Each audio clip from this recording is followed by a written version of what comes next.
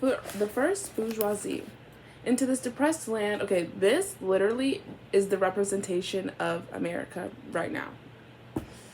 Because the Americas lives in its freaking... America, or the Western world, like, relives history over and over and over again. The first bourgeoisie.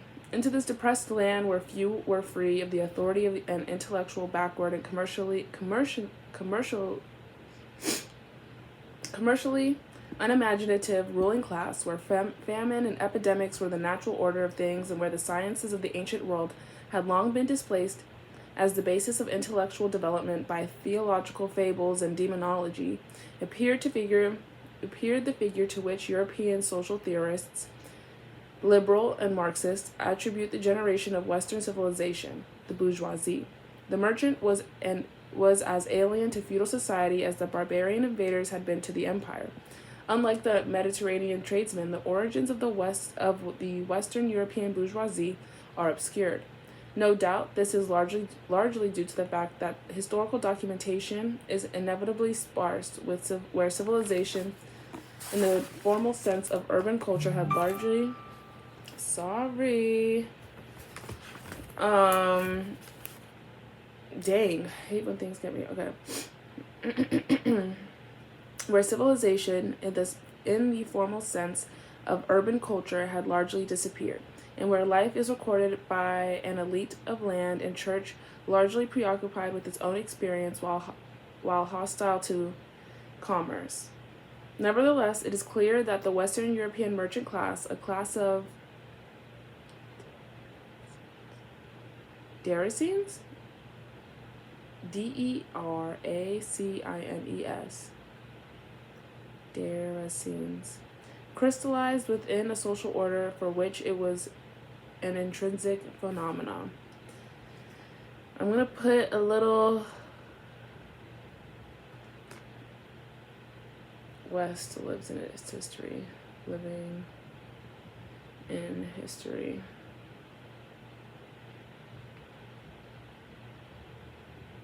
Repeat. The economic organization of... Girl, sometimes some of these words are confusing to me. So let's look it up. And it's okay for words to be confusing. I absolutely hate when, when people make fun of people that don't know a word, and it's like, babe, we're all learning. We don't need all big words. Okay. Domain. That's not how it looks. It's DEMESNE.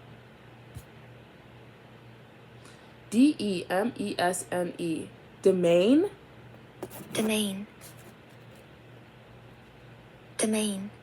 Domain. Land attached to a manor and retained for the owner's own use. Because labor was cheap, there was ample advantage to cultivate the domain. Possession of real property in one's own right. Oh, okay, this is where we get into private property.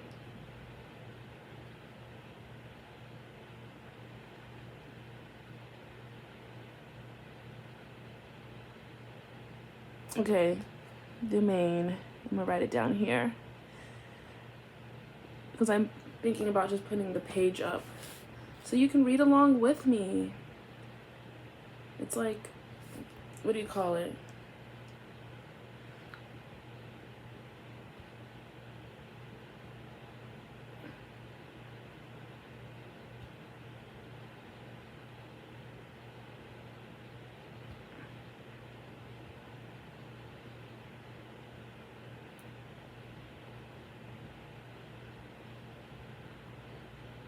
Okay, I'm writing the vocab word. Domain production was characterized by... I don't even know how to say this man's name, and I feel like I've been saying it wrong, so let's look that up since we have this open right now. E-N-N-E.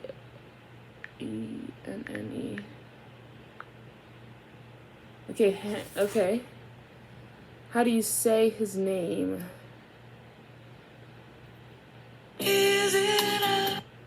Sorry, friends. I got a notification. Okay, that's not what I wanted, though. I accidentally clicked on it. pronunciation. There we go. 1 second. You can't listen. It's a vocab. Okay. Pyrène. Pyrène. Pyrène. Say it again. Pyrène. Pyrène. Pyrène. Pyrène. Pyrène. Pyrène. Pyrène. Pyrène. Pyrène as a closed domestic economy, one which we might call with more exactitude the economy of no markets. Monopoly. I'm kidding. I don't know if that's what it is. It might. They might explain it later.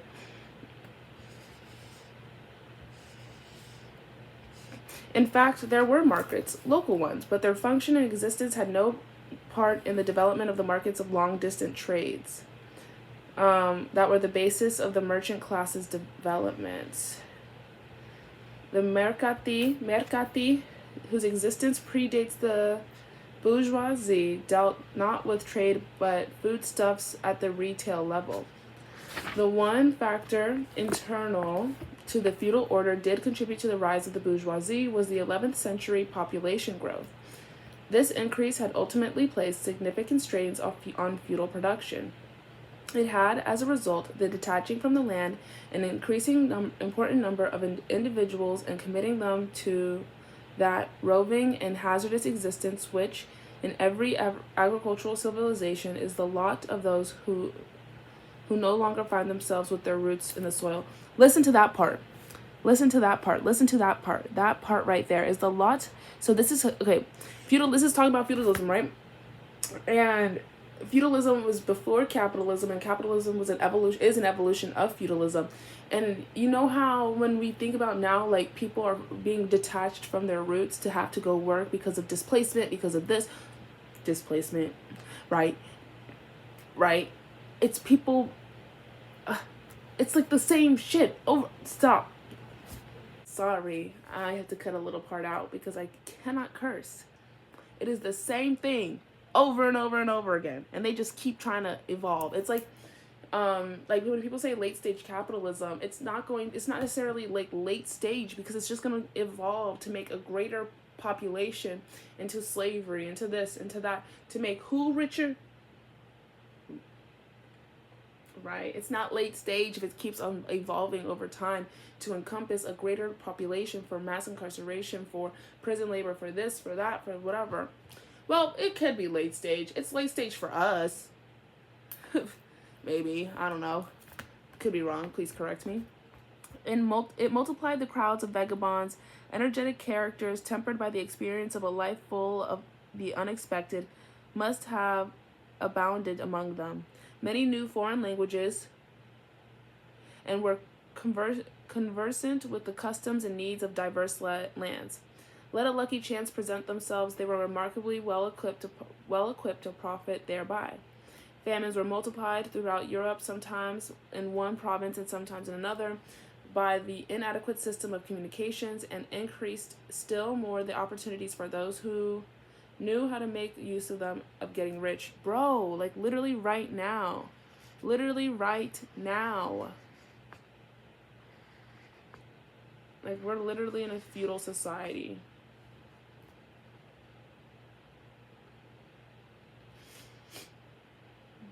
A few timely sacks of wheat transported to the right spot sufficed for the realizing of huge profits. It was certainly not long before... Is it a crime? Sorry, I don't know how to sing. I don't know how this word is. Ooh, yeah. Okay, with the X at the end. New. It means new. Ugh, come on. Nouveau. Nouveau. Nouveau. Nouveau. Nouveau. Nouveau. New. That's what it means. That's what it means. It means new. Before new riches made their appearance in the midst of the miserable crowd of impoverished, barefoot wanderers of the world. The West is living in its past and its history of like and then like okay, I think I love rereading. Because when I first read this, y'all, I was burnt out and depressed. School was kicking me, beating me. It was like, damn. And so rereading it is honestly a really good thing. Oh, Lord.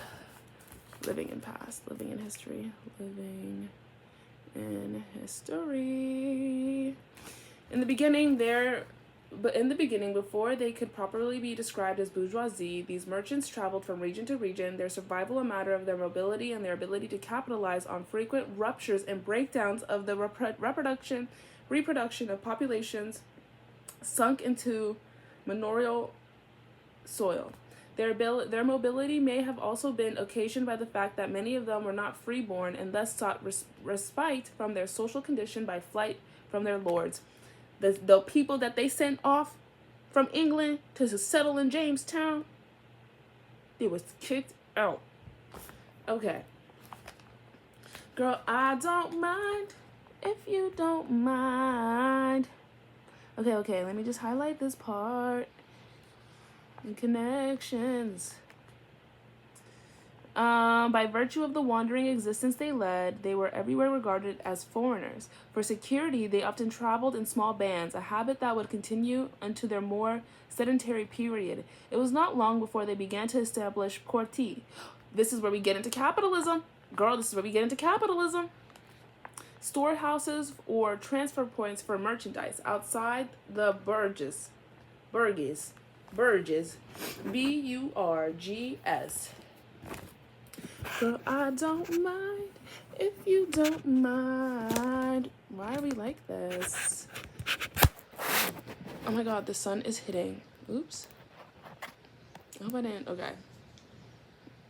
Y'all see my eyes? Cool. Sorry. Recessive genes. I think it's really cool the way that genes express. I wish I could have become a biology major, but that's hard. I was history and psychology, black psychology. That's fun. Not saying that's not hard. It is hard. Like reading stuff, you know, when you like read like really bad, not bad history, but tough history. Like I started reading At the End of a Dark Street, and I have to actually go so slow through that book because, oh my god, it's soul crushing, but it's also empowering in terms of the fight that black women took on for me, for us to be able to be sitting and standing where we are today.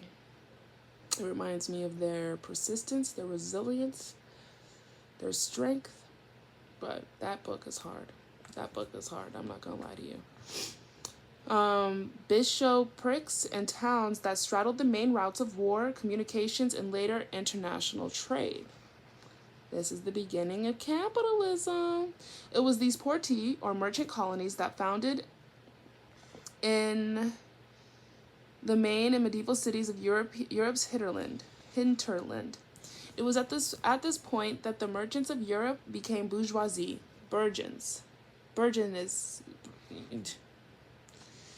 At the beginning of the 12th century, the bourgeoisies had already begun to transform the transformation of European life so necessary for the emergence of capitalism as the dominant organization of European production. The Western European bourgeoisie reestablished the urban centers by basing them upon exchange between the Mediterranean, the East, and North Europe.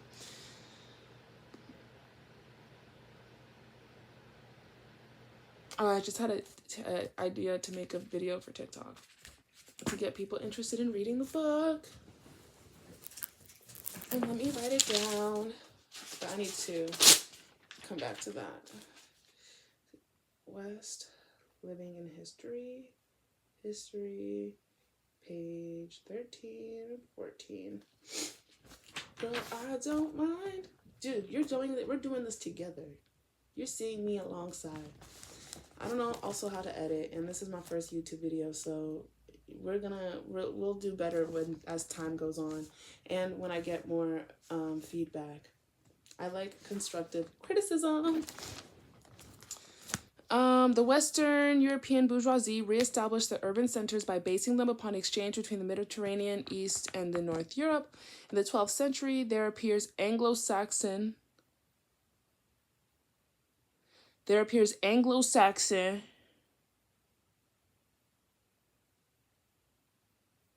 Okay, you get it. Text, the word in Anglo-Saxon text, the word port, employed as a synonym for the Latin word urbs and civitas. And even at the present day, the term ports are commonly met with the names of cities at every land of English speech. Nothing shows more clearly the close connection that existed between the economic rivals.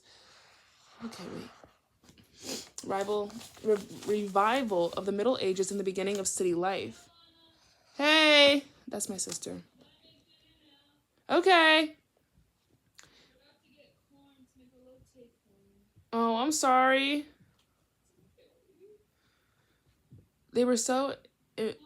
I'm recording a video. No, you're fine. They were so intimately related that the same word which designated a commercial settlement served in one of the great idioms. They were so intimately related at the same time that the same word which designated a commercial settlement served in one of the greatest idioms of Europe to designate towns itself. Elsewhere, Pierre puts it more sufficiently. Europe colonized herself, thanks to the increase of her inhabitants. Flanders, geographically situated to service the commerce of the northern seas and economically critical because of the Flemish cloth industry, was the first. Oh, and after I record these videos of me just reading, I'm gonna do like a summary breakdown, because sometimes even when I was reading the book for my class, I only understood it after like the discussions with the class, and I do have my discussions recorded so I can like use the information from that to break it down, because even for myself sometimes I need someone to break it down, and so I recorded it even though I was not necessarily supposed to do that, but I got ADHD. And I have an auditory processing delay, so I need to record things. Sorry for my clogged nose. I have a very dusty room and I've been really lazy. Laziness is only a conceptualization under capitalism. Sorry, I always have to remind myself that. I'm not sorry. I hate saying that. I hate apologizing for just being, bro. That's what I mean by that. And economically critical because of the Flemish cloth industry, was the first major European merchant centers. Close behind Flanders came Bourges, Ghent, Ypres, Lille, Douai. 1 second. Close behind Flanders came Bruges, Ghent, Ypres, Lille, Lille, Douai, I don't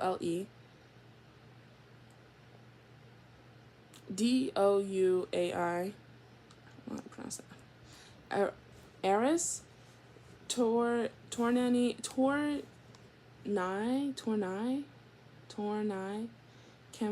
Cambrai. Dang, it's okay. It's girl. Valencians, Ligue, Hui, Dinant, Cologne, Mans, Rouen, Bordeaux, and Bayonne. Cloth, which both Pierre and Carl Polanyi identified as the basis of European trade. Oh my gosh, and I think about with like cotton. Girl. That is incredible to learn. Sorry for my singing. Originally, a rural industry was transformed by the bourgeoisie in Flanders into an urban organized on the capitalistic basis of wage labor. We're literally living in the past. Guys, I can't reach. Okay, I can't reach. I have a longer arm length.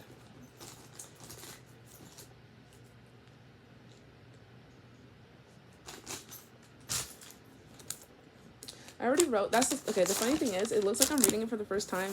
These are my notes. These are the notes up to the end of chapter 3. These are all chapter 1. I already read it, but on my computer. But when you read it on a book, you're in the book. You know, you see, you hear, you reread, you find new information. You're just like, no way. Living in the past. I wish I had. I might have. It doesn't. We're just. Okay. The increase of population naturally favored industrial concentration. Numbers of the poor poured into towns where cloth making. The activity. I wrote this down, right? Page 15. Let's find out.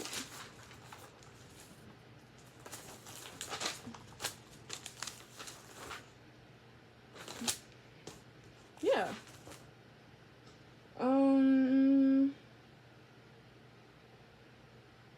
Yeah, okay, I have that. Oh, right here. Okay. Girl, I literally even wrote the freaking vocab word for, I don't know the word in dance? The one that we did on Google, the one that's DEMENSE. That one. I literally wrote that down. That's too funny. My mind.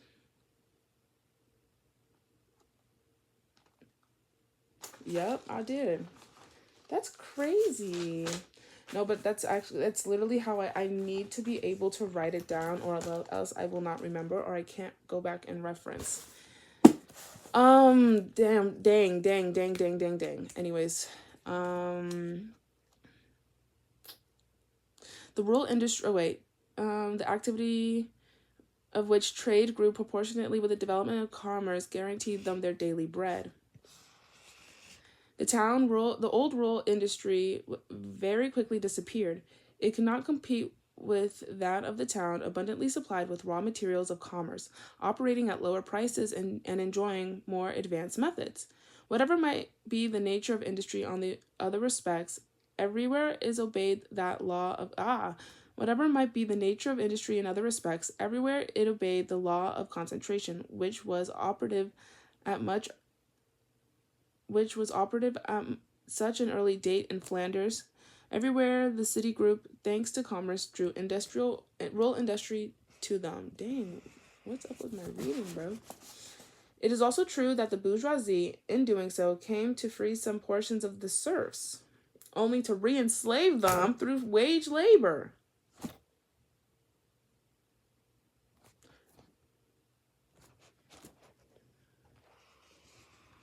You just go up like say you're in a low class socioeconomic class, then you go up to middle class.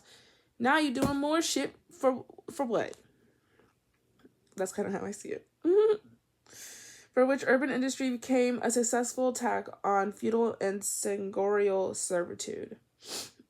Freedom of old used to be the monopoly of a privileged class. By means of the cities, it again took its place in a society as a natural attribute of the citizen. Hereafter, it was enough to reside on city soil to acquire it. Every serf who lived for a year and a day within the city limits had it by definite right. The statute of limitations abolished all rights which his lord exercised over his persons and chattels. Birth meant little. Whatever might be the mark that which it had stigmatized the infant in his cradle, it vanished in the atmosphere of the city. Dang. Okay. With the flourishing of long-distance trade and the development of urban centers in Western Europe came some specialization in rural production. And think about that with the connection to Africans being brought over, one, because they was one with the earth. They wasn't on that weird stuff. And then right now with prison labor working on like agricultural stuff, fast food chains, 13th Amendment type B. Though open field agriculture dominated Europe as a whole in the 13th. Okay, I need to stop doing that. I need to stop interrupting. That's my biggest problem. And I will work on that, and I apologize. But that's how sometimes when I make examples or connections with different things, it helps me put information into categories and then have like, okay, say I have like one definition and then or an explanation, then I can use different examples in history to understand how that looks or what it looks in different areas, and I can make those connections in my mind, right? And it's like it's just easier to categorize or say someone like say I can't understand a concept, I would use an example to explain a concept or reference a concept to make it make sense. That's how it works in my brain. To break it down into simplest terms, though open field agriculture dominated Europe as a whole in the 13th, 14th, and 15th centuries, specialized grain production could only be found in Prussia, corn, Tuscany and Lombardy, cereals, England, wheat, and North Germany, rye. By the late 15th century, viticulture had appeared in Italy, Spain, France, and southwest Germany. In the Baltic and North Seas, fishing and salt made up a significant part of the cargoes of Hanseatic. It's Hanseatic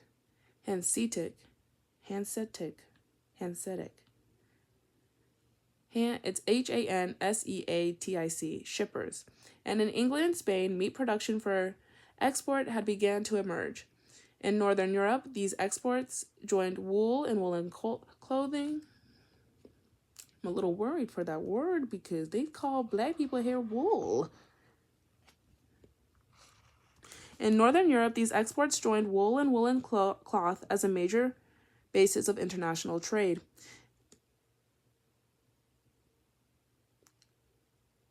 And then that made a connection in my mind, and I'm just going to keep that to myself until someone says something in this book.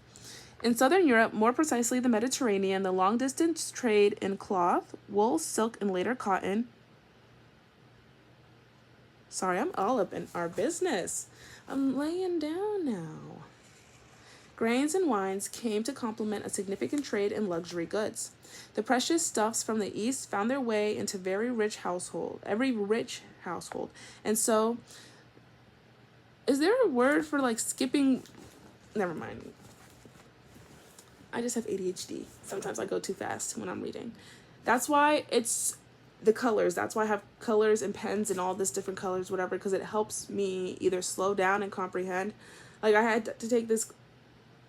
See that? I was about to go off on a tangent. I had to take this, but I'll say it. I had to take this reading class in like middle school because I was a girl. It was like, girl, can you read? And I was like, yes, it's just boring. And then they gave me like highlighters and colors and, then I was like, oh. And sticky notes? I was like, oh. Girl, you should see my sticky note collection. The precious stuffs from the East found their way into every rich household, and so did the specialties of various European regions. Amber and furs from the countries bordering on the Baltics. Objets d'art. OBJETSD'Art,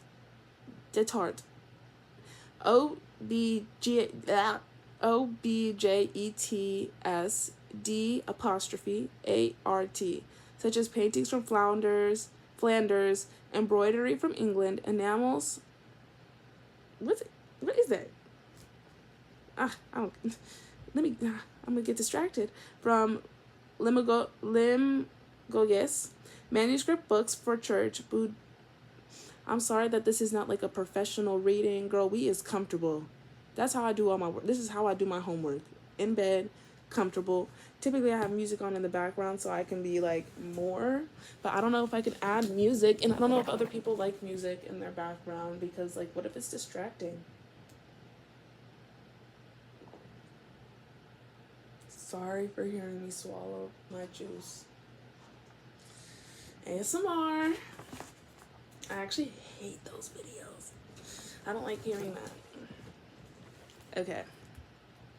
Manuscript books for church, boudoir or library, fine armor and weapons from Milan and glass from Venice. Think about that with like now, like how luxury brands are seen. You know what I mean?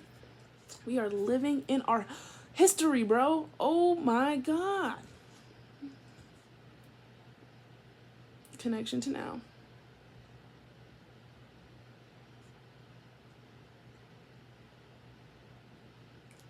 Luxury brand. Luxury brands. International money. And wealth. Crazy. And wealth inequality with the freaking wage labor. Bro. Living in our past. Like, meaning in the sense that the West is recreating our history over and over and over again. If this was the conditions back then and it was open to pandemics, epidemics, famines, and here, pandemics, epidemics, famines, environmental this, that, like all these things, it's like over and over and over again. This history is repeating itself over and over and over again. It's like, oh my God. And like the West is backwards, and that's what it's talking about, is the fact that its head is under its shoulders. It's not, it's upside down, it's abnormal. And people, humans, and we are living in an abnormal society, bro. Sometimes that gives me a freaking headache. Like when I was learning this for the first time, I literally was like, oh, I knew it on the inside, but maybe that's hindsight bias, but I knew something was up. And that's probably hindsight bias. I don't know, bro, but I felt like I was going crazy. But then you're supposed to, kind of, in a sense, but that's a different topic for another day. Still, sorry for that tangent. Not really sorry for the tangent. Thank you for listening to the tangent. Still, according to Iris Origo, the most precious cargo in the Mediterranean...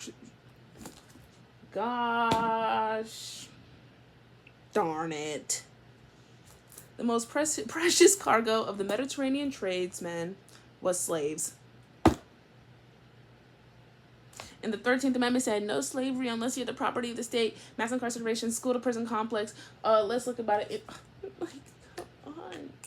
You weirdos. You weirdos. European and Levantian traders sold Grecian wines and Ligurian figs, and the linen and woolen stuffs of Champagne and Lombardy, and purchased precious silks from China, carpets from Boko-Haram and Samarkand, furs from the Ural Mountains, and Indian spices, as well as the produce of the rich black fields and forests of Crimea. But the most flourishing trade of all was that in slaves, for Kaffa was the chief slave market of the Levant. I wonder where that is. Let's look it up. Girl, don't be opening on TikTok.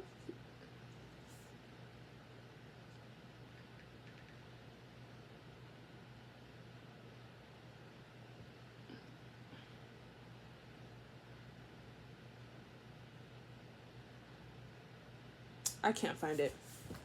That was a short search, but Tartar, Greek, Armenian, Russian, Bulgarian, Turkish, Circassian, Slavonic, Cretan, Arab, African, in parentheses Mori, and occasionally Chinese cafe slaves.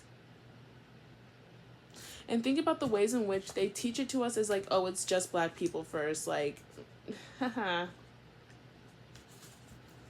No, it wasn't. It was everybody. Everybody.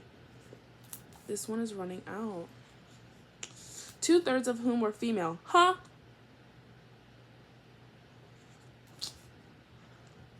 Were to be found in the households of wealthy and even relatively modest Catalan and Italian families. That's weirdo behavior. Like, why can't you just ask your friends to help you? From the 13th century, at the beginning of the From the 13th century to the beginning of the 15th century, the primary function of these predominantly European slaves in the economies of southern Europe was domestic servitude.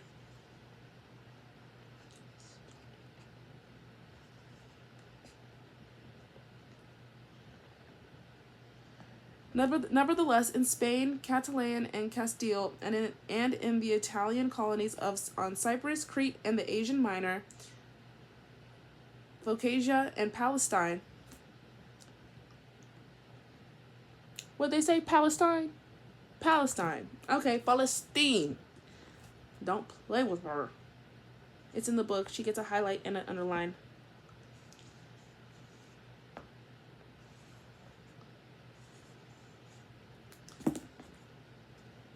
Don't play with her, because if it was what? It would be what? Right. Right. Okay. And Palestine, I don't know how, Genosis, and Venetian masters used both European and African slaves in agriculture, on sugar plantations, and in industry, and for work in mines. So it was everybody, but they dude, come on. I really dislike the misrepresentation of history. I'm gonna throw you away. Where's my other one? Oh, you're open. Glad we caught that. Okay. This variety of uses to which slaves were put illustrates clearly the degree to which medieval colony slavery served as a model for the Atlantic colonial slavery. Girl. Freaking weirdos. Slave manpower had been employed in the Italian colonies in the Mediterranean for all the kinds of work it would be burdened with in the Atlantic colonies. The only important change was that the white victims of slavery were replaced by a much greater number of African Negroes captured in raids and brought by traders. You heard that right? Okay, I'm glad. I'm glad we're on the same page.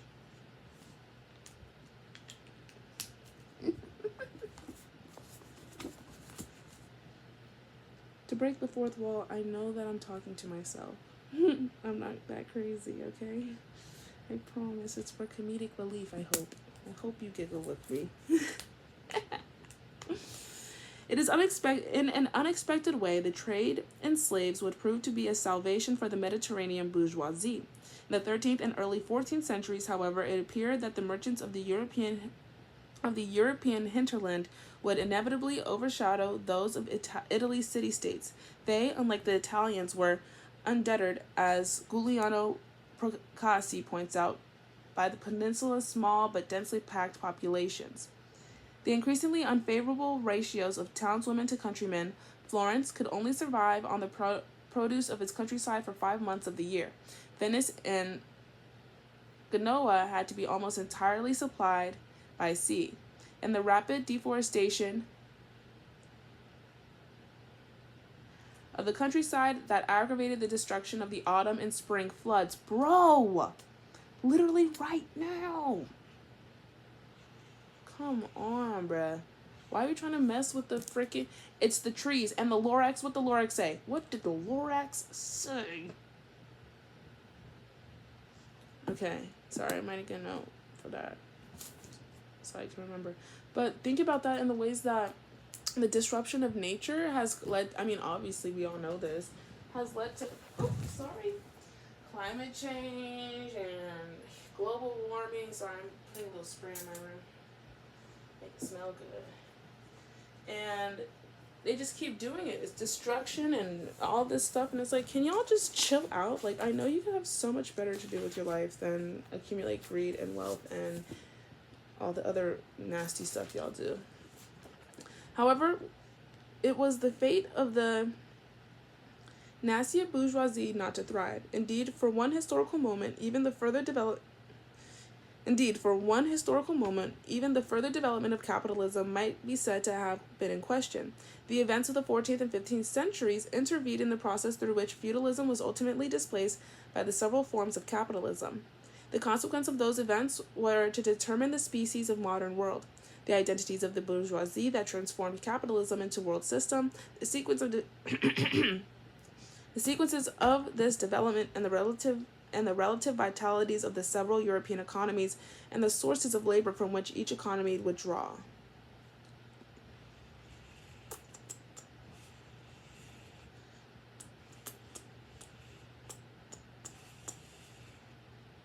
The momentous events of which we speak were this. Dang, bro. Should I move? Should we move? We're at 21 minutes, so let me clip, move, readjust, and be right back.